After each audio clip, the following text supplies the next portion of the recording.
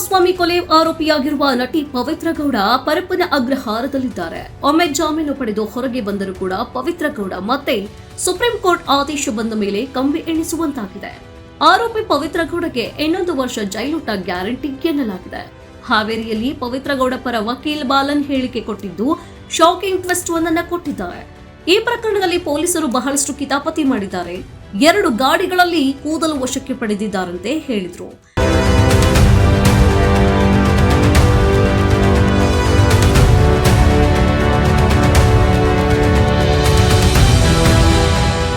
ಕೂದಲು ಎಫ್ಎಸ್ಎಲ್ಗೆ ಕಳುಹಿಸಿದ್ದರು. ಈಗ ರಿಪೋರ್ಟ್ ಬಂದಿದೆ.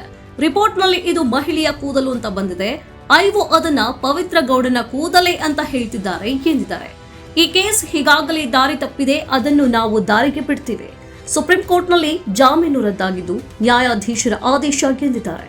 ಜಾಮೀನು ಯಾವಾಗ ಅನ್ನೋ ಪ್ರಶ್ನೆಗೆ ಉತ್ತರಿಸಿದ ಅವರು ಕನಿಷ್ಠ ಪಕ್ಷ 1 ವರ್ಷ ಆಗಬಹುದು ಎಂದಿದ್ದಾರೆ.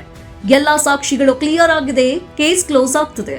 ನಿಜ ಸುಳ್ಳು ಆಗ್ತದೆ, ಸುಳ್ಳು ನಿಜ ಆಗ್ತದೆ, ಕಪ್ಪು ಬಿಳಿ ಆಗ್ತದೆ, ಬಿಳುಪು ಕಪ್ಪು ಆಗ್ತದೆ.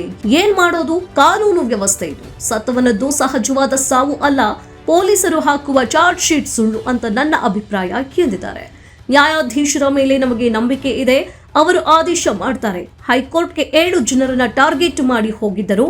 A1 ಇಂದ A2 ಬೇರೆ ಇಲ್ಲ. 7 ಜನ ಅನುಭವಿಸುತ್ತಿದ್ದಾರೆ ಅಷ್ಟೇ ಎಂದು ಹೇಳಿದ್ದಾರೆ.